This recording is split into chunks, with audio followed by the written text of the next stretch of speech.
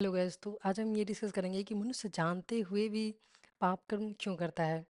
तो देखिए, कुछ लोग ऐसे होते हैं जो उनको सोने से पूरा भरा हुआ घर में बैठा दीजिए, वो एक छोटी सी चीज़ें नहीं लेंगे। कोई इंसान है जो भूखा मर जाएगा बट किसी से कुछ चोरी नहीं करेगा, चोरी करके कुछ नहीं लेगा, जुगाड़ नहीं लगाएगा। और वहीं पे कुछ इंसान है, उसको लुभाने वाली चीज़ें या उसको कुछ पसंद हो, वो दिख जाए तो वो जुगाड़ लगाएगा, सोचता है मैं ले लूँ। है ना? तो क्या आपको नहीं, हर इंसान को पता है कि चोरी करना पाप है, झूठ बोलना पाप है, लेकिन दिन में लगभग हर इंसान कितना झूठ बोल रहा है।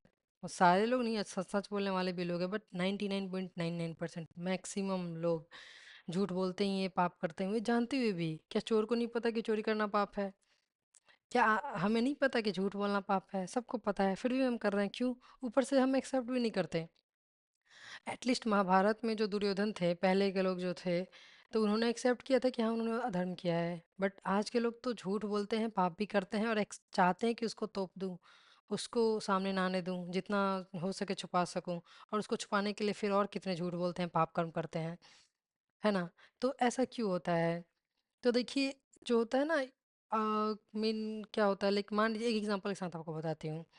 जैसे मान लीजिए एक बिल्ली है, काले रंग की बिल्ली को तो आप अच्छा नहीं मानेंगे, तो मान लेते हैं एक वाइट कलर की बिल्ली है, पूरे फर वाली। उसको आप नहला धुला दीजिए, पूरा सेंट वेंट लगा दीजिए, साबुन से अच्छे से नहला के, अच्छे कलर के कपड़े पहना दीजिए, चश्मा वगैरह लगा दें, और उसको मखमली गद्दे पे बैठा दीजिए, माला वाला पहना के एकदम सुंदर सा।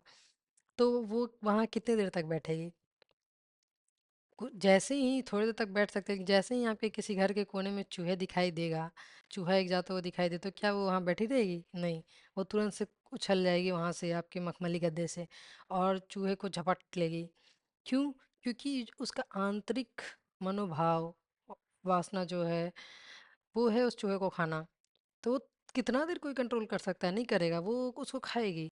लेकिन अगर वहाँ, अगर ऐसा ही अगर किसी इंसान के साथ होता है, तो उसके पास सत्संग का ज्ञान है, तो उसके मन में गलत भाव थोड़े आ सकते हैं थोड़े देर के, लेकिन लेकिन जब उसको याद आता है कि नहीं, हमारा सत्संग या हमारा हमारा धार्मिक ग्रंथ ऐसा कहता है, ये गलत है, तो वो नहीं करेगा। वरना तो अगर आपके पास सत्संग का ज्ञान ना हो, तो इंसान का आधा पतन तो वहीं पे हो जाता है।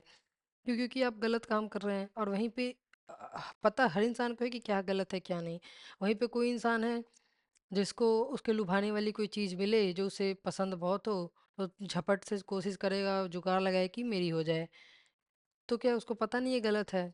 मान लीजिए कोई इंसान है कि अपने दोस्त के घर गया, या कोई इंसान है कहीं पे काम कर रहा होता है, बहुत सारी चीज़ें रहती हैं। एक इंसान रहता है कि कुछ भी टच नहीं करेगा और लेगा नहीं, और एक होता है कि कोशिश करता है कैसे भी जुगाड़ लगा के मैं ले लूँ, उसकी पसंद की चीज़ें हों, लुभाने वाली चीज़ें हों।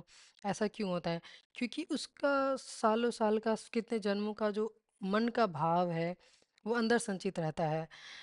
आप कितना भी सामने से ज्ञानी और पंडित बनने की कोशिश कर ले, सामने से पूजा पाठ करते हुए खुद को शो करें, बट जब सिचुएशन आएगा ना, आपकी आंतरिक भाव बाहर आ जाएंगे।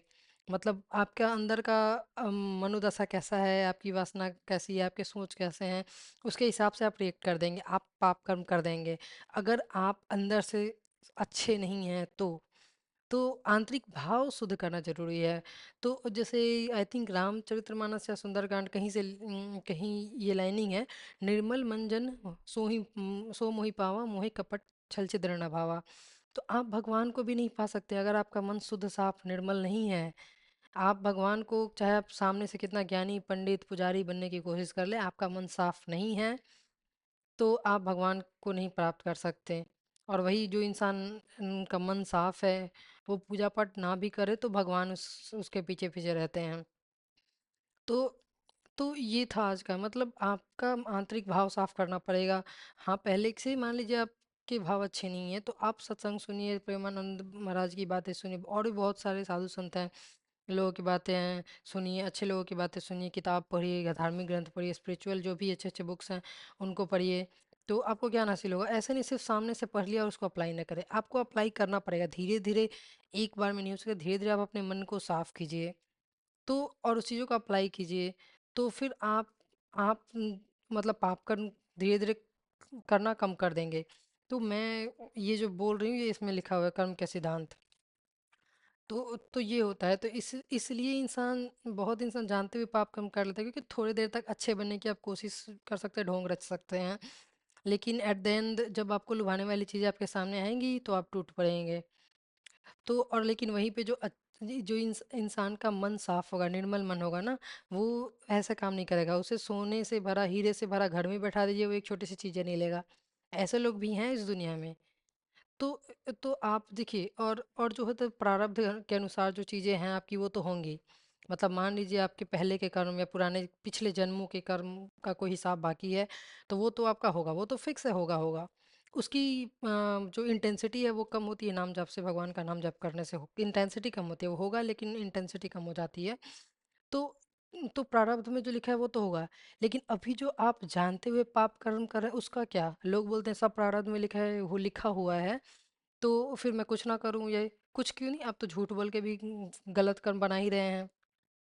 नहीं और कुछ लोग हैं जो किस छोटी मोटी चीज चोरी कर लेते हैं। तो जो आप नए कर्म बना रहे हैं उसका क्या हिसाब, तो उसका भी होगा।